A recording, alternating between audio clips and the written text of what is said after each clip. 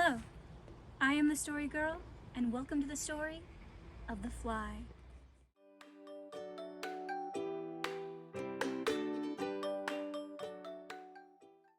There once was a particularly fat, bad-tempered manager of a set of apartments.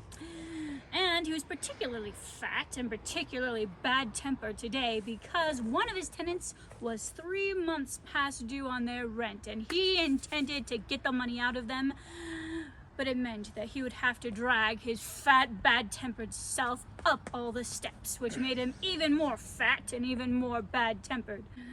Well, he tromped up all the steps and pounded on the door. "I know you're in there and you're 3 months behind on your rent, so come out and pay it or you're out." And there was no response. So he, using his manager's privilege, took his key out of his pocket, unlocked the door and opened it, stomped inside.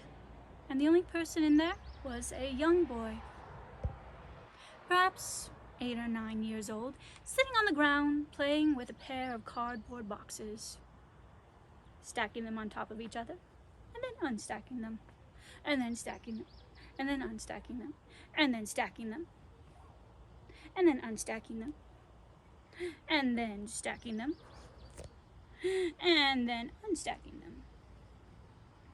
Well, the manager didn't pay him very much mind. He stomped through the house, bursting open doors, looking in the bathroom and all the closets, but there was not an adult in the house, so he stomped back to the room and said, "Boy, where are your parents?" "Gone," he said, and he stacked the boxes on top of each other and unstacked the boxes. "Gone? Gone where to?" "They've gone to work," said the boy. "Work? They've never worked a day in their lives, surely. Now just stop fiddling with those boxes and pay attention. Where are they?"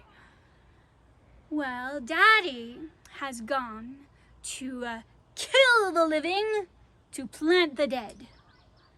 And Mummy has gone to sell the wind to buy the moon." "That is where your parents are?" "Yes, that is where my parents are."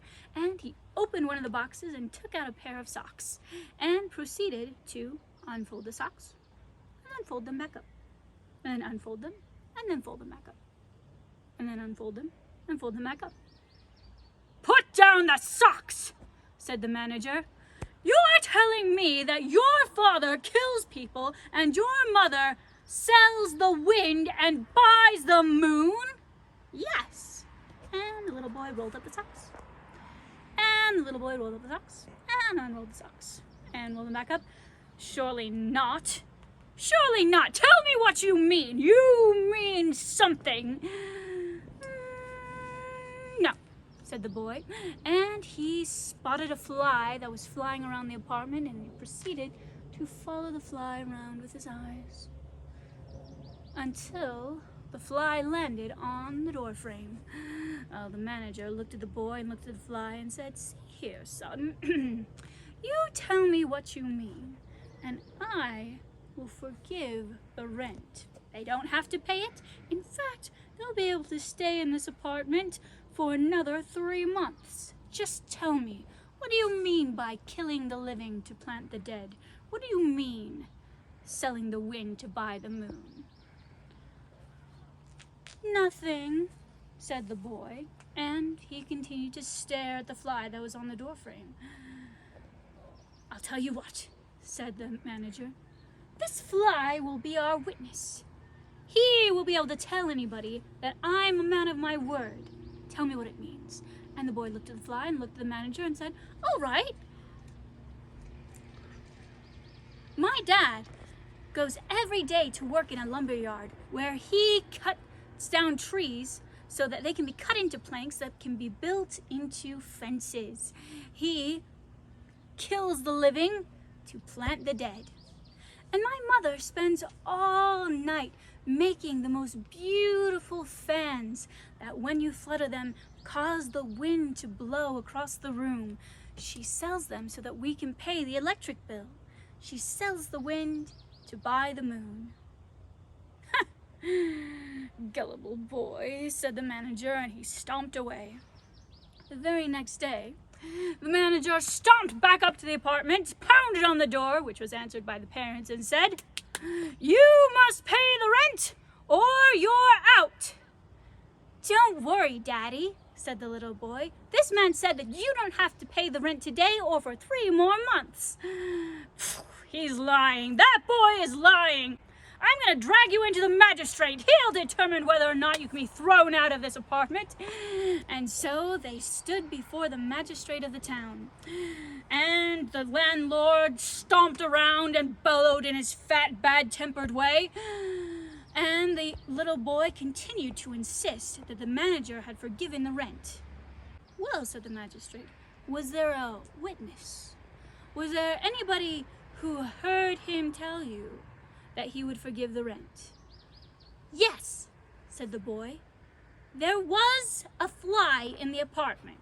"Ha! A fly!" said the manager. "Did you hear him? Such a little boy trying to say a fly could be a witness to an agreement."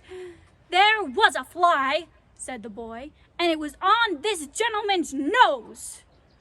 "You little liar!" said the manager. "The fly was not on my nose, it was on the door frame, you know that." "Well, on the door frame or not, you confess that there was a witness to your agreement, and these two get the next 3 months free," said the magistrate, and they did. The end. I am the story girl. In this story, there is a little boy who appears to be unintelligent but manages to fool everybody. In these stories, we're going to come across a lot of characters just like this boy.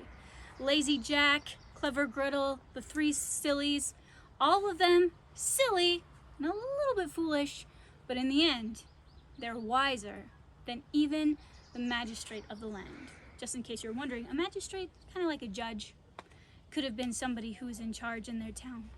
Thank you for joining the story today.